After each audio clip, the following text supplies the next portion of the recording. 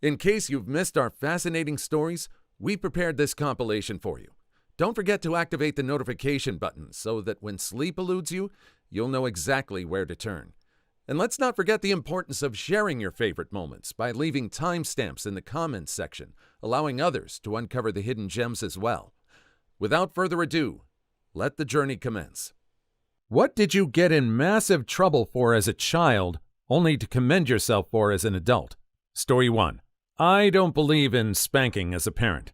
I was spanked severely as a child, and that type of hitting is not spanking. It's not even borderline abuse, it's extreme abuse. Anyway, on with my story.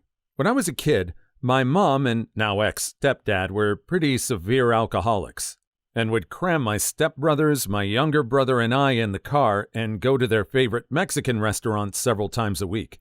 They would get smashed there and then drive home with all of us kids in the car. We lived in a small town and had to take the freeway to get there, about 20 minutes away. I was about 9 or 10 when I finally refused to get in the car. I told them they were drunk and I didn't feel safe. My mom would always yell at me and tell me that she was going to be driving because she was less drunk than my stepdad and force me into the car.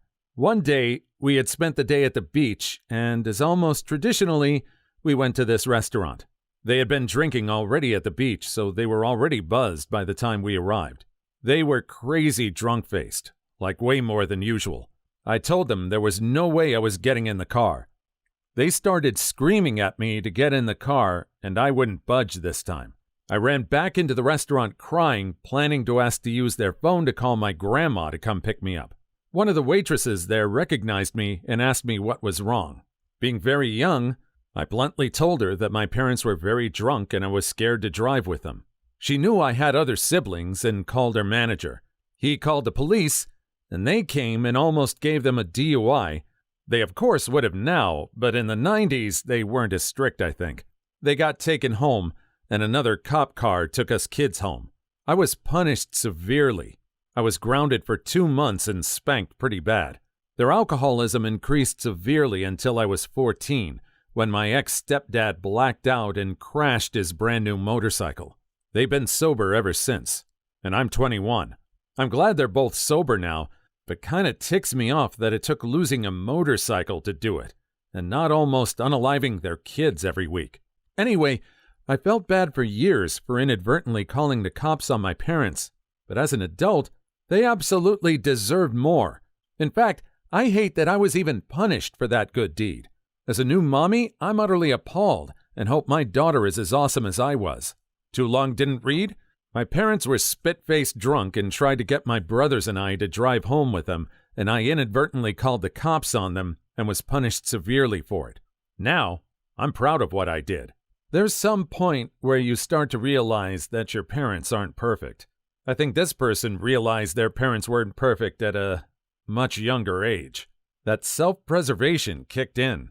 I'm completely glad there was no one that was unalived in that situation. There were so many opportunities for that to take place. Story 2. In grade 8, one of my good friend's mom was struggling with her career. It was pretty bad, and he obviously wasn't taking it well. What 13-year-old would? Anyway, one day after school, we were hanging around with a few girls on the front lawn, and this kid, an absolutely horrible kid, comes up to us. I can't remember what led up to it, but this kid says to my friend, "You should go home and smash your mom one more time before she dies." I completely snapped. I beat the hell out of him. This awful kid was smaller than me, so it wasn't fair, but I didn't care. I punched him in the face and knocked him on the ground and let my friend, who was pretty puny, kick him while he was down there. I'm not sure I've ever been so angry in my life. I can't remember all the details, but I know we didn't. Well, I didn't. I was the biggest one, so I was doing most of the damage. Do anything too serious, as he didn't have any broken bones or missing teeth. His parents obviously got in touch with the school, and there was a big meeting between my friend, the awful kid, all the parents, the principal, vice principal, and the school resource officer. We had to apologize for beating him up, and I think he gave a half-hearted apology. It was pretty awesome, though, as it was clear the principal and vice principal were not all that angry at me, and were clearly going through some motions to keep his parents happy. Too long didn't read? I beat up a kid that told my small friend to smash his mom before she died of cancer. Looking back on it now, though, the kid I beat up was clearly in an awful situation. His dad was at the very least emotionally abusing him, and I'm sure his mom definitely didn't defend him, and maybe even help berate him. That kid had problems and couldn't deal with them.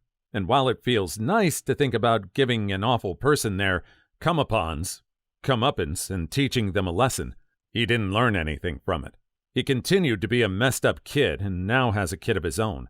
I'm sure he's going to continue the awful cycle he was born into. Violence really doesn't solve much. My kindergarten bully was extremely mean, physically and verbally, and the usually awesome kindergarten teacher ignored his actions. Later found out his mother passed of cancer when he was 2. His father was an alcoholic, and he graduated from law school and is now a really nice guy. Still, no forgiveness for taking one of the chicken eggs out of the incubator. That one might have hatched. This felt pretty cathartic as one of those bullies get their revenge stories.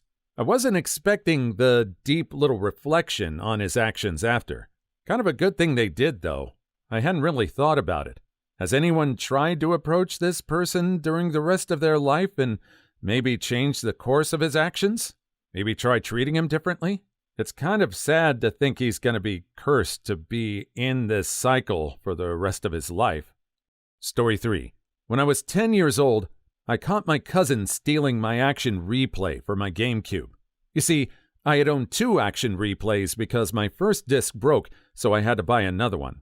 So, in order to discern the difference between the 2 Action Replay cards, I took a golden Sharpie and marked a golden 1 on the back of my original replay card. Well, it had gone missing after my cousin spent the previous day over at my house, and I only kept it in a certain position. Now, my cousin was known for stealing things. Many things in our house were stolen by him throughout the course of many years, but his grandmother, whom he lived with, never believed any of it because no one had any proof. Well, the next day, I go to play my GameCube, and I couldn't find my golden number 1 Action Replay card. I looked everywhere, but still couldn't find it. So I told my dad, and he called his aunt, the grandmother of my cousin, and asked her to check my cousin's room for the card. My cousin was sleeping, so she was able to go into his room without him trying to hide it before she could inquire about it. And when she was in his room, she found it. I myself was just happy to have my Action Replay back, once my aunt came back over to our house that day. But she was furious with her grandson for stealing. And so when she came back over to our house, she gave me my card and she said to me, "So what do you want me to do to your cousin for stealing your game? I could beat him up? Do you want me to beat him? I could ground him for a year if you want." Like I said, I was only 10 at the time, and my dad was standing right next to me when this happened, and he was about to interject when I said, "I'm sorry, Aunt Carol, but I don't feel as though it's my responsibility to decide how to discipline your own child." My dad was literally stunned, and my great aunt glared at me for a few seconds, then left.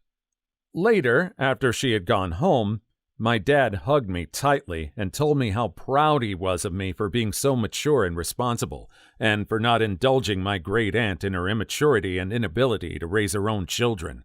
I'm amazed by that response, too. Sounds like that woman was just trying to fob off the punishment to someone else. It feels like she wanted to be able to dish out a punishment while still being the good person. If this person told her, "Yeah, ground him for a year," she could spend that year saying, "Well, hey, this is what your cousin wanted. He decided the punishment and you stole from him." It's a very mature and very insightful response from him. What's the weirdest scenario you've ever woken up to after drinking? Story 1. I just joined to tell this story. 3 years ago, I was an assistant manager for a store in the city I still live in. I worked there for 2 years, and there was a hot girl that would come in sporadically a couple of times a year to purchase things from our store because there wasn't a local store where she lived at the time, New York State. I never really hit on her much because our store was a busy stress show and I knew she had a boyfriend. But some innocent flirting definitely went on. I knew she at least somewhat liked me because she would always seek me out when she did come in. All in all, I'd say I probably only helped her 4 to 6 times over the course of those 2 years I worked there. My last month working that job, I went out one night for a friend of a friend's birthday party. We proceeded to just get blitzed out of our minds. At around 11:30 p.m., my friends are dancing near one of those ridiculous roped-off VIP areas in the bar when they stumble backwards and bump into a small cocktail table and knock the Grey Goose bottle onto the floor, shattering it. The very last thing I remember is arguing with the manager of the bar about how to handle the situation. He was telling us that we needed to pay for the bottle or leave the bar. We obviously decided to leave the bar because who wants to pay retail hike bar pricing for a bottle of Grey Goose? They walked us out the front door and I blacked out. I blacked back in and the hot girl from New York is in my bed sucking my peen. I was so confused I actually ripped my peen out of her mouth with my mouth open, stuttering, How? I was still so drunk my first thought was, please tell me I didn't fly to New York, find this girl, and fly her back here for one night. I think she realized how confused I was, told me to shush, and kept blowing me. I smashed her for the rest of the night. We wake up, I realize my apartment is a total and utter disaster. I hadn't cleaned that entire week. Dishes are in my sink, just a mess. I tell her I was embarrassed and that I didn't remember a dang thing until I woke up all terrified like. To this day, I don't think she liked that. I offered to drive her home without cooking breakfast for her because I was dangerously close to running late for work and I didn't want to close out my last month like a lazy slob. She tells me she'll come in and visit that day, which she does. I didn't tell a soul at work what I'd done. After all, discretion is the better part of valor. After she left that day, I never talked to her again. A few weeks later, we went back downtown to some of the same bars. Literally all night, I had random bartenders and barbacks coming up to me, high-fiving me and warning me not to get too crazy like the other night with the hot brunette. You can't be making out with girls on the bar like that anymore. Well, at least he was able to be awake for part of it. I'm sure there are some guys who would probably make the kind of remark of, oh, he sort of blacked out during the boring stuff of trying to get the girl and he woke up during the good part.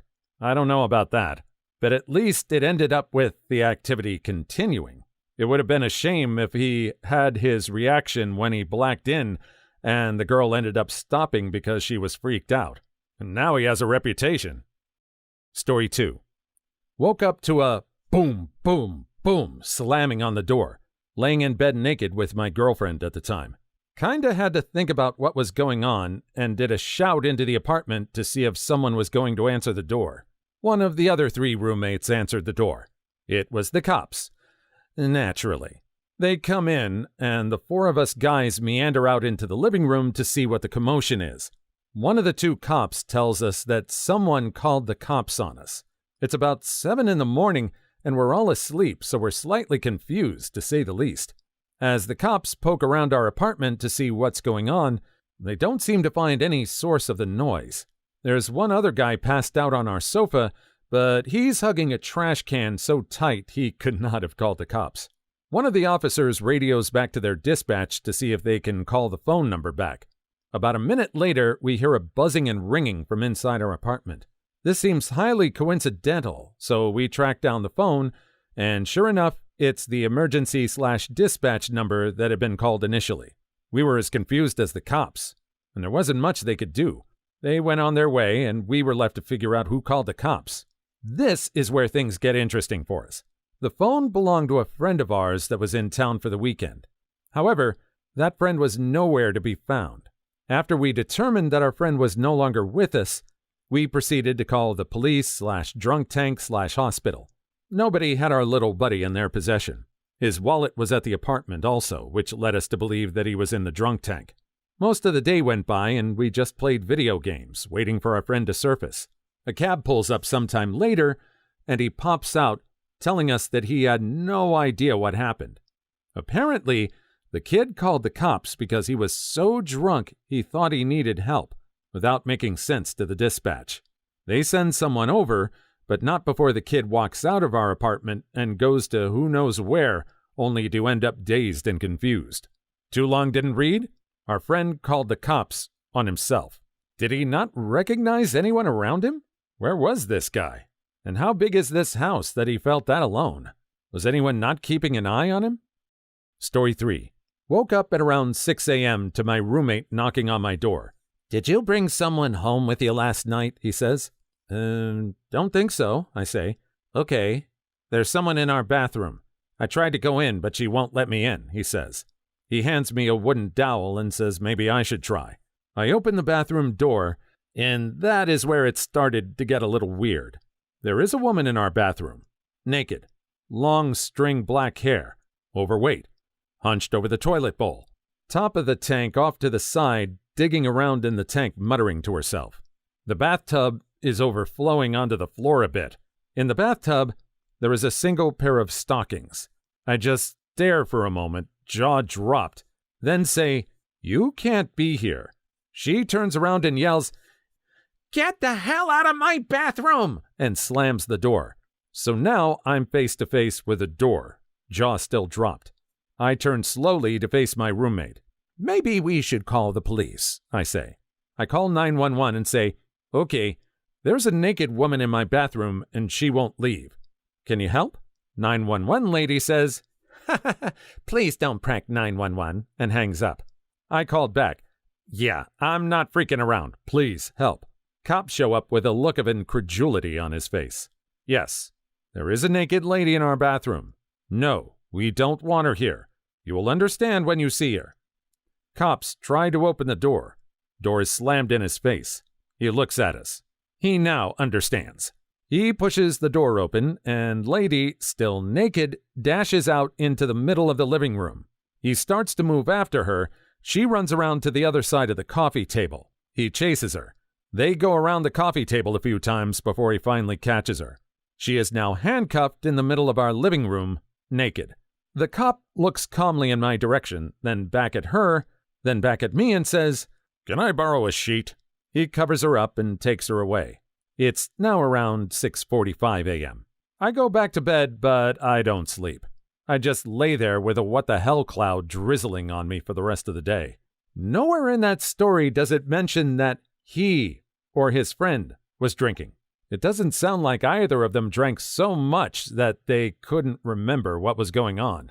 I wonder if they ever cleared things up and figured out who this girl was.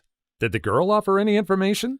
This sounds like one of those instances where you might want to have some cameras around the house in case of some false accusations. Fathers, do you have any funny stories of being your daughter's overprotective dad? Story 1. Oh, sure. I've been terrorizing my daughter's boyfriends as often as possible. My family has always been the type that pokes fun, pranks, teases, and generally messes with each other for the love. Any boy that can't handle it has no place here. So I think he needs a little testing to make sure. My most recent? Well, this was a pretty standard ploy, but hey. My daughter was dating this kid. It was actually not a bad guy. Had a pretty epic beard, so I gave him some respect for that. However, he was pretty timid, and that's sort of irresistible for me. He had asked her to prom. They went to different high schools, and had shown up to pick her up. 2 important things. 1, my daughter is beautiful. Seriously. And that's not just dad pride. When she dresses up, she's pretty stunning, but doesn't do it often and normally is a ponytail, no makeup, sweats kind of girl. 2nd, that morning, I had taken my son out to the shooting range. So I'm still in my orange suit and tactical vest and pants. I left my 9mm out on the coffee table for cleaning after I put a few hundred rounds through it. So this guy shows up.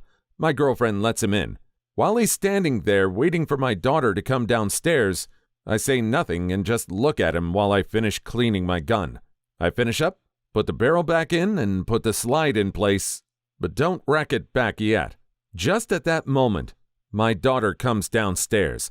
The classic reveal moment from the landing. She's got on a strapless formal dress, blonde hair up with curls, basically all dolled up and looking amazing.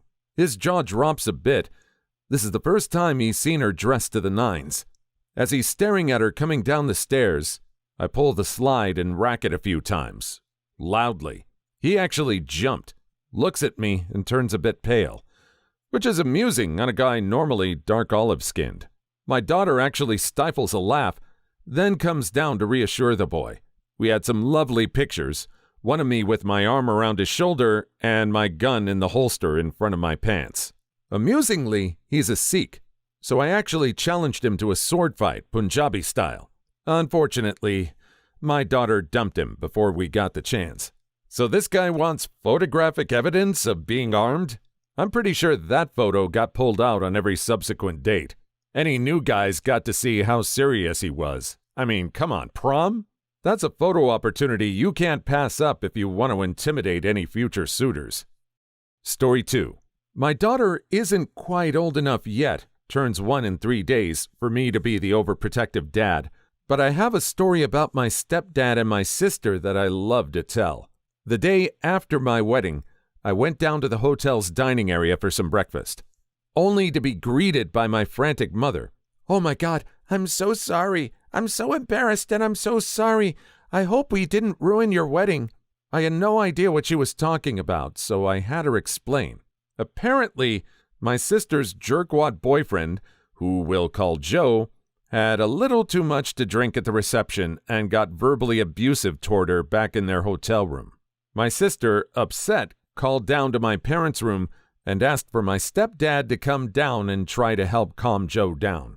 My stepdad walked down the hall to my sister's room and got an expletive-laden earful from Joe. My stepdad stepped out into the hallway, probably to prevent himself from popping Joe in the jaw, and Joe followed him saying, "I'll talk to that total shrew however I want." My mom, upon hearing that, got between Joe and my stepdad.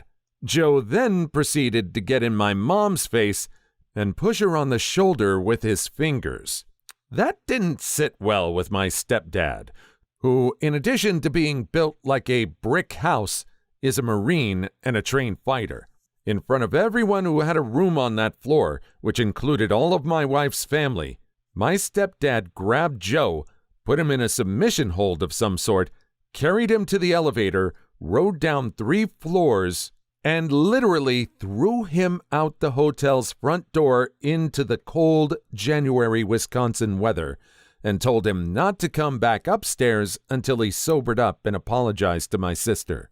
As my sister was Joe's ride, Joe called his father to come pick him up at the hotel, a 90-minute ride for Joe's dad.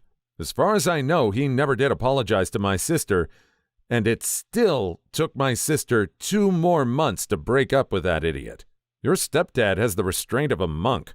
I'm quite amazed that story didn't end with Joe being in an ambulance. It sounds like no one attempted to interfere with the dad. I can picture him right now having all the confidence and command that will make people just automatically get out of your way. Joe had some guts to try and stand up to his dad and say that he will speak to women however he wants. It's a gutsy move. Pushing the mom was an even scummier move, though. Story 3. I'm not a dad, but was on the receiving end of an overprotective father. Flashback a few years to my first year at med school and recently graduated from an engineering school. First, going from engineering girls to med school girls is fantastic, and naturally went after a drop-dead gorgeous blonde med student a year above me. We hit it off well, and soon after starting to formally date, I'm going to meet her family. We ended up getting to her hometown a few minutes early, and her dad, a pediatrician, says to come by the hospital so we can meet while the rest of her family gets ready. Her dad is one of those types that may be 50, but is more physically fit and active than most 20-year-old guys. So much so that his arms never quite could be put down to his sides because he had too much muscle. We meet in the atrium of his fancy hospital, muscles bulging from his arms, and politely shake hands until I lost circulation in my fingers. Polite hogwashing ensues about how nice his daughter is. He then invites us up to his floor as he has a few circs to perform. Now, I'm only in my 3rd month of med school, so I look at my older girlfriend and ask, "What is a circ?" Turns out it's a circumcision. Damn is all that's going through my head. We enter the circ room to where he has about 5 babies lined up ready to go. For those unfamiliar, the baby is strapped to a board exposed entirely, and with a swift guillotine device, the foreskin is chopped off. I assist with all of the procedures as the girlfriend stands in a corner laughing at me, becoming petrified of her dad. We ended up breaking up. Very clean break. And to this day, I cannot be mad at her dad for how I met him, as chopping off baby penis foreskin remains the most effective way to scare the hell out of a boy. Too long didn't read? My Hulk Hogan-esque ex's father made me perform circumcisions with him for the first time that we met. Gotta admit, that's the way to assert dominance right there.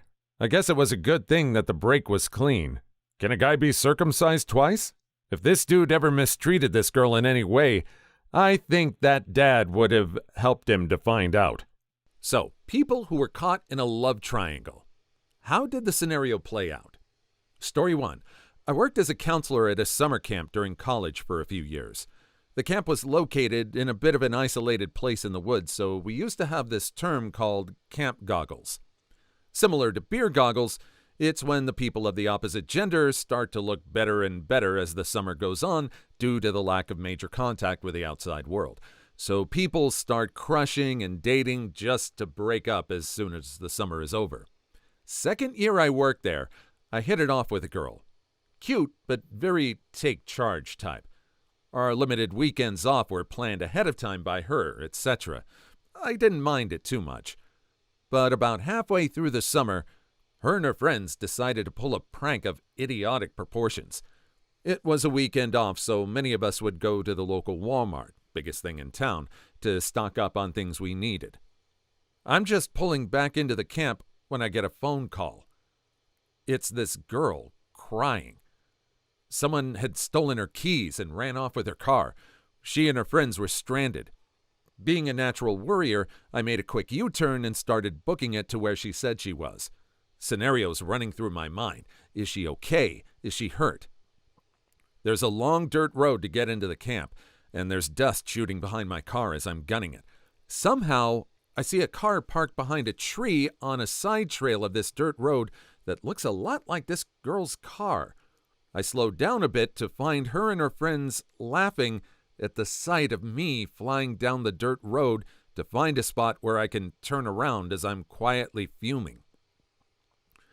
I turn around and her car is no longer there, so I head back to camp.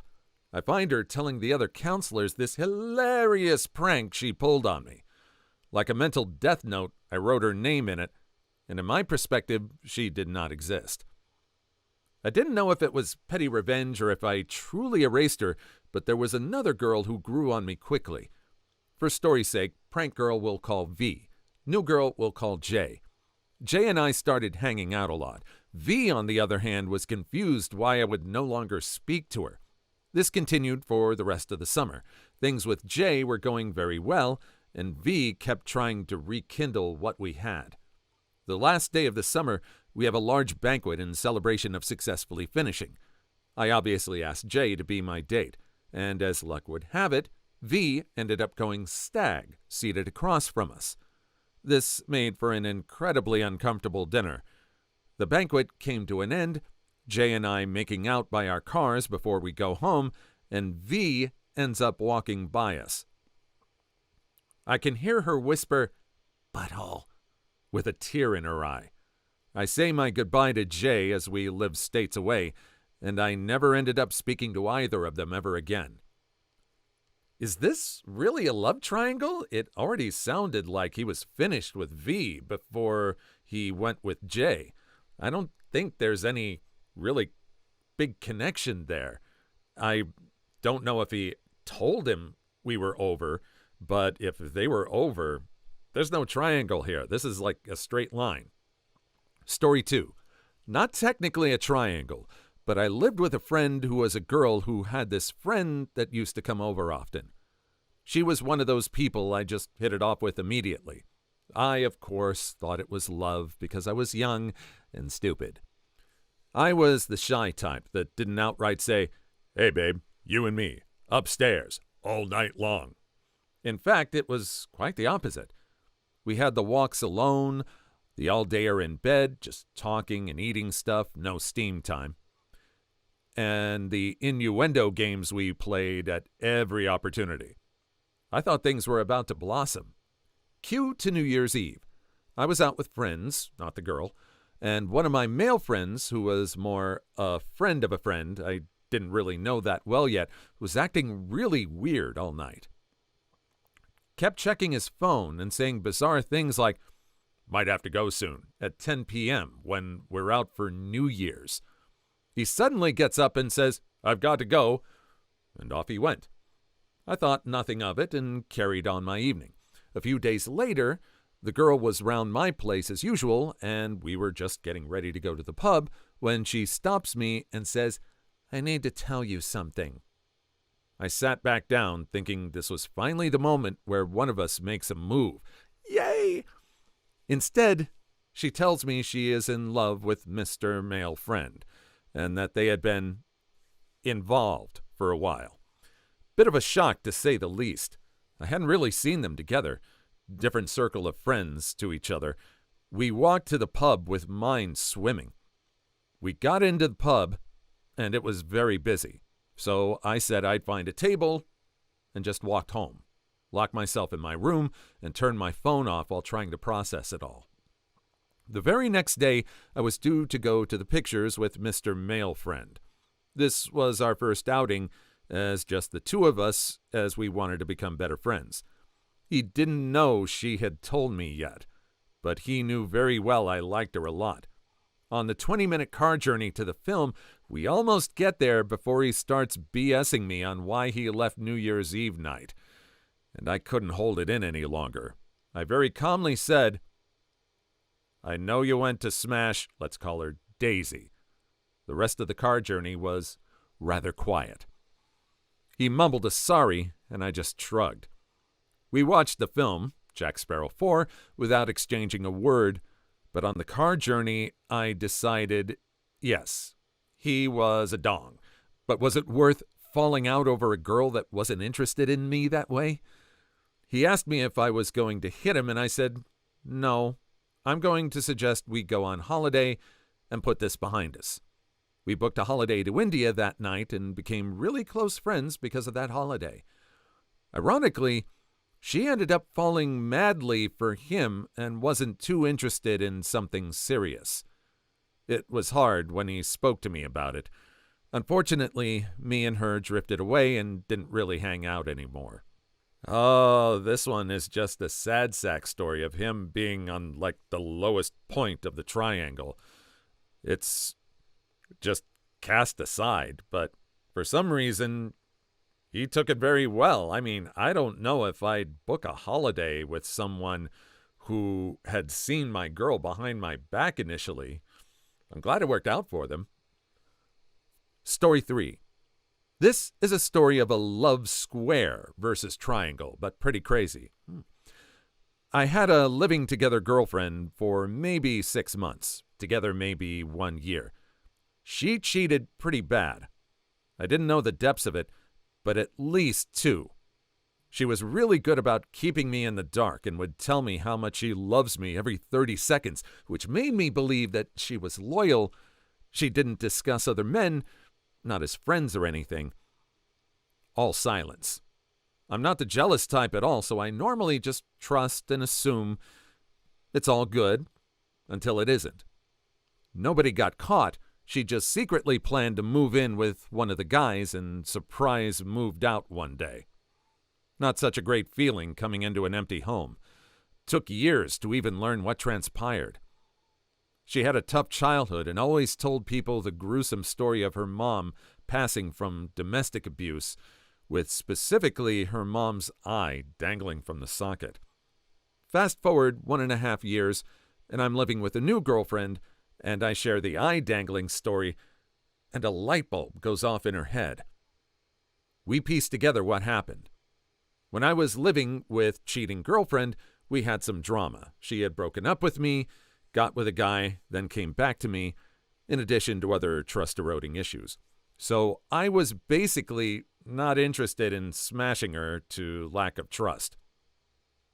Cheating girlfriend apparently was sleeping with the boyfriend of what would be my girlfriend in 1.5 years. ex-boyfriend of future girlfriend says, "Oh hey, I know this girl. She's had a tough life." Tells the whole mom passing story with specifically the dangling eye, which is how we figured it out, and goes on. "She needs a place to stay. Can she stay with us? She's worried her roommate is going to violate her." My future girlfriend calls him out that he's cheating with her since he has a history of cheating, and he admits it, so obviously she did not stay with him. Honestly, the cheating I don't mind, as much as calling me a roommate and potential violator when I thought I was in love with this girl, claiming to be my girlfriend and wanting to settle down with me. Too long didn't read. My girlfriends at the time had an ex-boyfriend that cheated on her with a girl I was seeing who cheated on me. Also, before I met my girlfriend at the time, apparently I'd had a dalliance with her childhood best friend. Had no idea. I didn't actually do anything wrong since that predated our relationship, but I still feel like a jerk about it between those two sordid bits of history. My private life included maybe 5 people in a period of 2 years, and 3 of them are all intertwined like this, which is crazy. Kinda related, but my Aunt Janet was cheated on by my Uncle John with a girl, Kate. Kate was cheating with John on her husband, Brandon. Now Kate and John are getting married, and Janet and Brandon are getting married. Basically, they switched partners. All fake names, of course. Information download. That was just a lot to deal with. I just don't take stock in this girl anymore because she accused the boyfriend of being a violator when he obviously wasn't. It really does not make me trust the whole mother dying with the eye socket thing. It just doesn't work at all. I don't get it. Let's move on. A little over a year ago, I got an email on Facebook from a girl I didn't recognize, and I assumed maybe she was possibly a fan of my boyfriend's band. From time to time, I would get messages or friend requests from fans of the band and became friendly with the regular fans, which is also nice. When I opened the email and the girl was asking me if I was looking for any family members, and that if so, she might know who I'm looking for. I had posted on some adoption databases years ago looking for my older sister and forgot about them.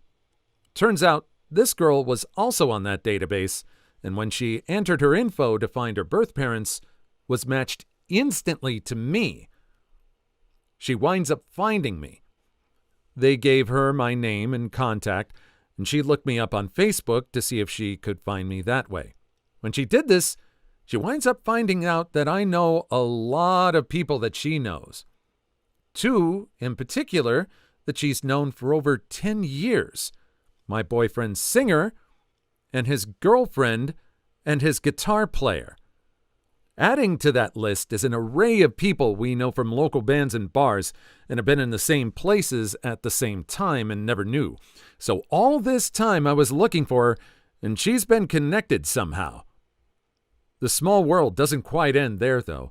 My stepfather is a contractor and handyman. Turns out he's been working for my sister's parents, who adopted her for over 20 years.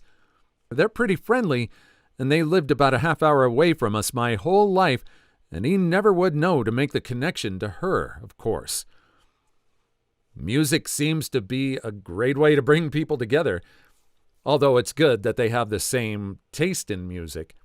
It seems like they're both in this same kind of connection of bands and tributes and whatever for years. That's really cool. I'm glad they were able to connect that way. And that there's another connection with, like, the stepfather. That's pretty amazing. Story 2. I was on a family vacation with my grandparents in Alaska. One night, we stop at a restaurant, and after sitting down for about 2 minutes, my grandfather gets a very puzzled look on his face. We ask him what it's about, but he brushes it off. My grandparents' drinks and my soda arrive, but still this look of perplexity won't leave his face. Finally, my grandmother asks him what the matter is. He says, "I can't get over it. I'm certain I know that waiter, but for the life of me, I can't place him." My grandmother and I both kind of ribbed him about it, as he was always bragging about how he knew someone everywhere. Now, in my grandfather's defense, even before this incident happened, it was true. On 4 separate occasions before and twice since, I've made friends with people from totally different locations and vocations whose parents or grandparents knew my grandfather. This time, though, we both thought he had lost his mind. But my grandfather wouldn't let it go. And by the time our appetizers came out, he had had enough and asked our waiter over. The waiter came over puzzled, and my grandfather told him point blank, "I know you." "I'm sorry, but I'm sure you're mistaken." "No, I'm sure of it. We've met before. It'll come to me." The waiter chuckled a little bit and began to walk away. As he walked away, my grandfather called out to him, "Did you ever work as a waiter in New York?" The waiter turned around and suddenly responded, "Yes, I did." My grandfather's and the waiter's faces lit up. So as it turned out, the waiter had come to New York City for 3 months when he moved to the U.S. and worked during that time in a restaurant that my grandfather was a regular in 22 years earlier. Needless to say, nobody in our family ever questioned him again when he said he recognized someone. In Alaska, you flew to a different country and he knew someone. It's like that joke about the guy that claims he knows everyone, up to the point where he was standing in Vatican City next to the Pope and people are asking, "Who is that guy that's standing next to Jim there?" It's great that it's great that he has the memory for that. I have to work to be able to remember someone's name. Story 3. In the late 1800s, it was very expensive to have photos taken. When I was younger, my grandma used to talk about how her grandparents had gotten portraits taken on their wedding day. They were large portraits in oval frames, and she remembered them hanging in her aunt's home when she was growing up. Somehow, the family lost track of them over the years, and my grandma always mourned their loss. One day, my grandma and I were shopping at an estate sale, and she was looking through a box of old photos. She suddenly called me over and said that she had found some photos of some of her second cousins. She dug through the box and found more pictures of relatives. It was so weird. I went to find the owner, and it was a young guy, early 30s. My grandma asked him about the photos, and he said that his great-aunt had died with no children and that he had inherited her estate. She said she collected old photos and told us there were many more in the attic that we could look through. We went up there, and there they were, the 2 portraits of my great-grandparents on their wedding day. They looked exactly as Grandma had described them, and she immediately burst into tears. The guy was really nice and let her keep all the pictures for free. It's still one of the coolest things I've ever seen. I hope you keep in touch with this guy. From what I've read here, I think he's your second cousin once removed. I'm Chinese. I pretty much have to keep track of exactly how I'm related to each person in my family in order to know what to refer to them as. That is so sweet of this guy to let her keep those photos for free. Those have some history behind them. They're also, pretty expensive. I mean, I don't think this woman is going to part with these pictures now for love nor money. Yeah, I also think a DNA test would probably be in order to see if you're related to this person, at least if you want to stay in touch with that person. Who knows? Story 4. So this happened back when I was tending bar. This particular Sunday night, I'm vibing with this really cute girl, as is wont to happen at a bar. As the night winds down, she invites me over to an after-hours party at her place. I blow through my cash out and closing work and head over. Things happen, and we roll around in the sheets. In the afterglow, I invite her to my place the next day to hang out wakeboarding and cooking out, a summertime Sunday tradition with me and my roommate. We exchange digits, I gave her directions, and I head home. The next day, right on time, she rolls up to the house. She walks in, looks around, and asks if I know Lynn V. I say sure, she was my previous roommate's best friend. She then tells me that she had been to my house before, a year earlier when she met Lynn at a bar one night. I go to find out that she ended up having spicy time in my bed with Lynn. I was out of town, and that she really preferred women, but were bored with them at the moment. It knocked me off my game while I processed the information, but then the light bulb went off. After that, we had a great day on the boat, hanging out and wakeboarding. We ended up seeing each other for a month or so. Fun times. Why we broke it off is a funny Seinfeld-esque story. I'll save that for another day. Why we broke it off is a funny Seinfeld-esque story? I'll save that for another day? This isn't your damn blog. Tell the story now. Story 5. My parents bought a house when I was in middle school in the east of God nowhere. They got a good deal because my stepdad worked with the previous owner. That family wanted to leave the house because their oldest son had run away, traveled the country, got involved in substances, and got shot in the head. We always had great stories about that place being haunted. 12 years later, after living in more than a few states, I got a job working for a huge firm in a city several hours away. I started dating my HR rep. For all you college kids, don't do that. Meeting her parents, I talk about where I grew up. They mention they know the town. It was a town of a few hundred people, so I was surprised. The girl's father talked about how his brother and sister-in-law moved away after a tragedy involving their son. I asked if he was shot. They understandably assumed that I knew because of the size of the town. Wrong. It was my house. They showed me pictures of themselves in my childhood home 20 years before I even saw it. Absolutely surreal. Needless to say, they didn't come over for Thanksgiving. I want to know about you dating your HR rep. That sounds like a hoot. Story 6. A year ago, I was at a work function that was held in a mall an hour away from where I live. My car at that time had a smashed-in rear and looked awful. When I went to park at the mall, I noticed another car that was the exact same make, color, and year, so I thought it would be funny to park next to them so that when the owner came out, they would think my car was theirs and freak out. 4 days ago, I was back at the same mall for the first time since that prank.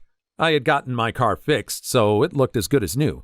A few hours later, I came out to find the back of my car all scratched up and dented. I promptly freaked out just to realize that someone had parked their dented car next to mine. Same make, color, and year.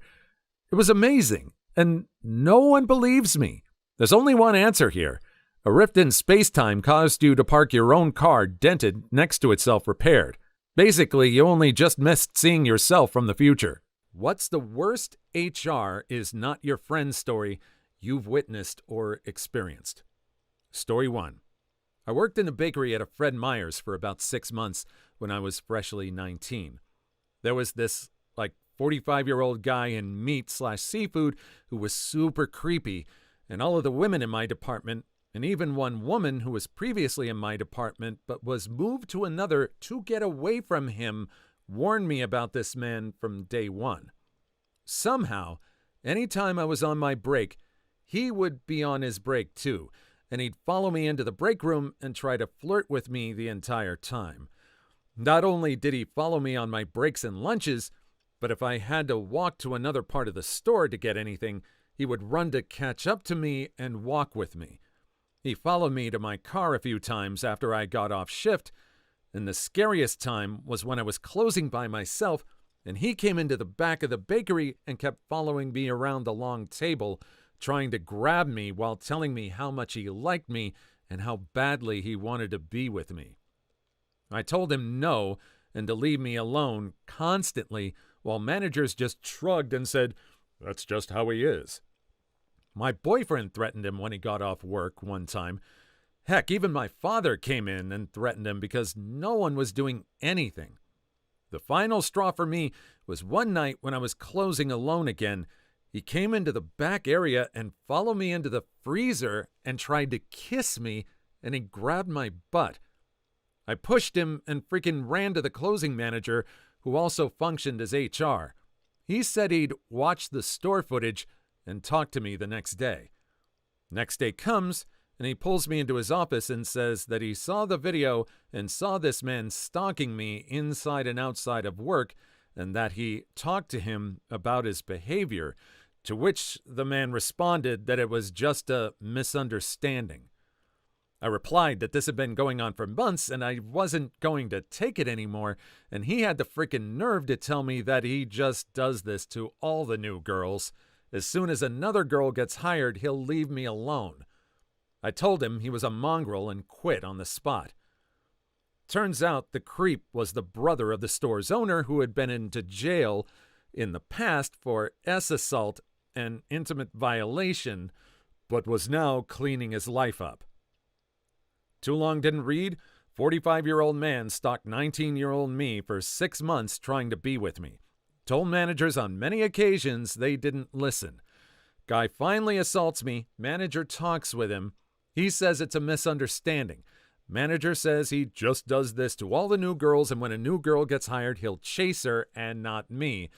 Turns out, Guy is a registered S offender for intimate violation and intimate assault, but he's the little brother of the store's owner, so he gets a pass. This would be a good one for corporate 1-800 number. And another case in point. Again, not cool. I don't know if this was a corporate. Well, yeah, it was. It says at the top. Do any of these other girls have fathers or brothers that would kind of step up to the managers on this? How many women were working here? It sounds like a lot of these women didn't have a choice, and if they had to get some money, this was a job to do it. And how did all these girls keep getting hired? They covered this guy up so much. It's awful that this had to happen. I wonder if there's any update, if anything actually happened later on. Story 2. Coworker accidentally backed his company truck into my personal car while it was parked. He alerted me and our local manager immediately. We took photos, filled out the incident report, yada, yada, yada. Everyone in our office was in agreement about what happened, that it was an honest accident and the company's insurance should cover the cost of fixing my car. Then the HR director got involved. First, he tried to get me to assume liability since it was my personal vehicle that caused the accident. My car was parked in the parking lot, and I was inside at my desk when it happened. When I pointed this out, he backed down and said he would file the claim. Next, I got a call from a hostile insurance adjuster from my company's insurance demanding that I provide my insurance information or they would be pursuing legal action. It turns out the HR director had filed a claim saying that I had run into the parked work truck with my car and tried to flee the scene, but was witnessed by a coworker who reported me. I informed the adjuster what had actually happened and emailed her the photos and signed incident reports and witness statements that we had filled out, and she changed her tune pretty quickly and said she would get back to me. The next day, I get a settlement agreement from HR asking me to accept $1,100 for repairs and to sign a form releasing the company from any further responsibility.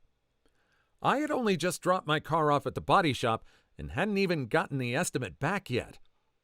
I declined and was told that I either had to accept the offer or be out of luck. At that point, I reached out to my own insurance and told them what had happened. As I went through the sequence of events, I could hear my agent getting almost giddy about all the blatantly illegal tactics HR had tried on me. In the end, they processed my claim and pursued my own company's insurance through subrogation. He also mentioned that they would probably be seeking additional damages due to falsification of statements in the initial claim. Don't frick with USAA. In the end, the damage ended up costing over $4,000 to fix, but I didn't have to pay a cent, not even my deductible. I don't know if the HR director experienced any consequences, but there was a comment in our finances VP's year-end report about needing to reduce extraneous costs due to reporting delays and inaccuracies in liability claims. I freaking love USAA. I will never have insurance through anyone else ever again. Also, they have nice hold music. This is for anyone. Always have documentation and never accept a settlement until you know the estimates. I drove rideshare for a while and for a couple of years. I am amazed that I got through it unscathed and I didn't even have a dash cam. I was very lucky. Document everything, get witnesses, get everything, and also check with your insurance company because not even your company is going to cover for you if they can get away with paying less. At least this company. Story 3. One of our departments shut down at noon thanks to an HVAC issue. Building management needed to move cubicles and pull out a chunk of drop ceiling. So the manager took them all out to the bar for a team building exercise. Everyone in the department arrived the next morning to a final notice in lieu of termination on their desk that cited drinking on the job and time theft. The manager had an extra special third for improper use of a company credit card. None of what they'd done was against company policy, so the manager's boss, a vice president, called HR and told them to back whatever newbie had written them the heck off. HR instead forwarded over a brand new policy manual and told the VP to make sure all the write-ups were signed and returned by the end of day. VP goes up the chain to his boss, the CEO. The CEO hadn't even seen it, let alone authorized it. HR doesn't want to back down, even when the CEO calls them. Sure, he hadn't authorized it, but he had asked them to consider revamping it back in March. This was the glorious revamp. They'd gone back to square one and completely rewritten it. It's full of best practices, industry standard rules, and easy-to-understand language. Oh, and they've been enforcing it since May, so it would probably be best for him to just sign off on it, and any concerns he found could be incorporated into a future revision. Yeah, no, the CEO didn't make it past the first page before finding a contract law violation. Page 3 had a federal labor law violation, page 4 would make the NLRB angry, and the section on PTO would get them sued 6 ways to Sunday. The head of HR was asked to resign. When she refused, she was fired. That head of HR had a dangerously large ego. How did this HR think that he was going to make the CEO back down? It's the CEO. It's the head honcho, the big cheese. Numero uno. Why did HR think they would get away with this? And especially when the CEO seemed to know labor laws better than HR when he found all these violations. It's amazing. I'm glad no one ended up getting fired because of that. Jeez. What's your horror story as an amusement park employee? Story 1. My time to shine. I've got a lot of stories from my time as a ride operator. Some highlights. 1. On my way off my shift on a roller coaster, I hear that the car hit a duck at high speed. Apparently, the duck's entrails had become wrapped around a man's neck. He was fine, just deeply shaken, and the coaster had to be shut down for cleaning because blood and feathers were all over the car. 2. A young man vomited while the swing ride was going. Left a perfect circle of chicken parm all around the ride. 3. One time, a woman yelled at me for like 30 minutes straight because I wouldn't let her kids on the bucket ride.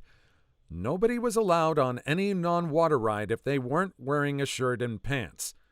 Her daughters were running around the main area of the park in wet swimsuits, and she apparently didn't bring clothes for them for after they left the water park. 4. We were understaffed one day, and I was on my feet for 8 hours straight without so much as a bathroom break. Didn't matter how many times we called for someone to cover for me, no one was available.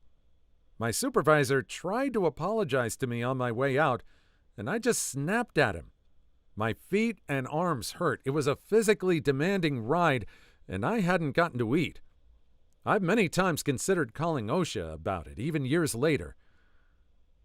5.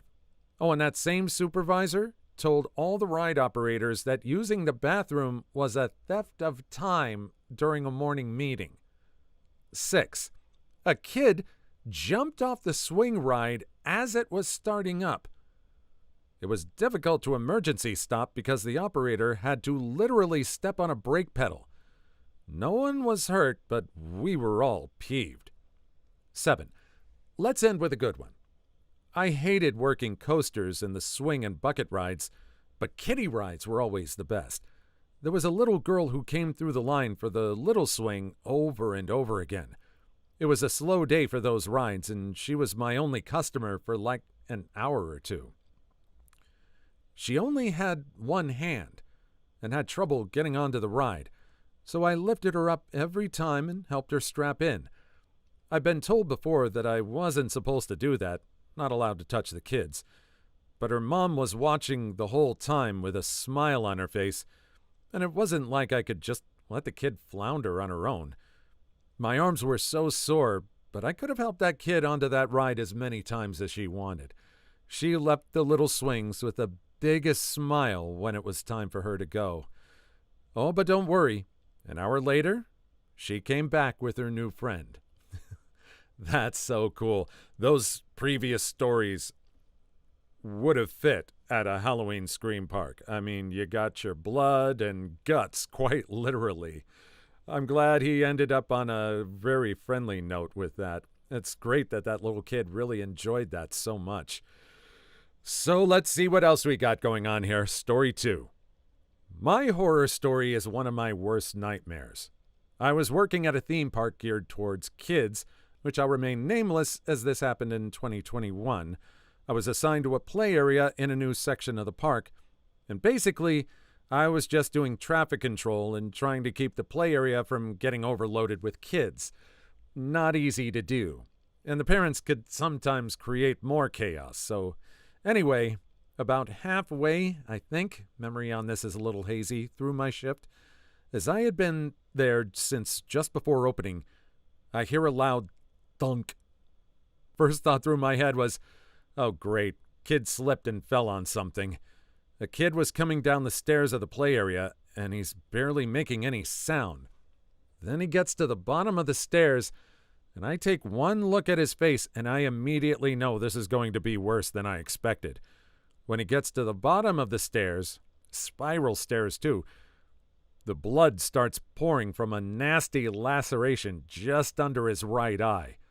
I immediately get in front of the kid so the other kids don't get too badly scarred for life and bring him over to his parents. And fortunately, I had a park-wide radio on me, and I checked with the parents of the injured child to make sure they wanted medical to attend. They agreed to have medical on the scene, and I immediately called over the operator channel requesting base contact medical and get them to the play area and describe what happened and why medical was needed. Plus, who the injured party was. They got there in 4 minutes and began taking care of the child. And once that was done, calling for medical to attend, immediately closed down the play area. I was on autopilot while I was getting everything done. Didn't stop for a second to think about what I needed to do next. Just did it, and afterwards had a chat with management about the incident for the report. Never did find out how everything turned out with the kid, but this sticks with me to this day, and probably will for the rest of my life. I can still see his face when I close my eyes, and it haunts me. That is just tragic. We go through, it seems like every year, all these steps to try and make things safe for kids. It seems like all these playgrounds are continuously made out of more foam than metal. And yet, kids will still find a way to get injured. I think kids can be chaos demons, just looking for danger. Either someone dares them to do something, or they'll figure out a way to do something that no adult ever intended that play device to be used for. Kids are very ingenious that way. Story 3. I got one. No gore, poop, or spicy time, but still scarred me. During my first job in high school, I worked at a lakeside water park as a janitor. After 2 months and getting to be friends with one of my supervisors, that very boss promoted me to supervisor as well, but without the pay raise. So he would have someone to cover for the 2 supervisors while they took a 3-day vacation. First day in the new role, the other supervisor, who hated me, was in charge of training me. He took 10 minutes to give me a rundown of the job, gave me his radio, had me assign everyone's workstations, then left without another word. My team was short-staffed that day. I had other attractions, snatching my limited crew to cover their short staff, and had 3 more of my crew leave due to heat stroke. The second day, around midday, a massive storm blew in. We had trees falling over, power got knocked out of the park for over an hour, and a tornado warning was called. Everyone stayed in the bathrooms for shelter. At some point during the storm, some of my crew decided to leave and go home. I had management screaming at me over the radio to stop them while I was trapped at the other end of the park in a bathroom along with about 100 other guests. The third day, the janitors who turned up realized who their supervisor was again. I was a scrawny 16-year-old guy, and 2/3 of the crew that day were 30 plus. They immediately realized I had no idea what I was doing and decided it would be an easy day. Such an easy day, they didn't do anything. Nothing was cleaned, and 2 guys even left work and returned when their shifts were over to clock out. I only knew that last part because it was brought up during the absolute fit tirade the park manager hurled at me after the park closed for being such an absolute failure at my job. No pay, no extra pay, no training, and they were supposed to get a handle on this? No. Did this person have any recourse to call anyone out? Did they all just think they could gang up on the underage person and just blame them for everything? That really sucks. Maybe they couldn't speak out. Maybe there was no one else that they could go up to or go over their heads to. And even if they could, hopefully he would have gotten believed, but maybe he believed that he wouldn't get believed. That sucks all around. I hope that doesn't go on his permanent record. I hope this person got to work wherever they wanted. Do you think that he worked at any other amusement parks after that? I don't think so. Please leave your story in the comments. I would love to make a video on them in the future. Also, don't forget to like and subscribe.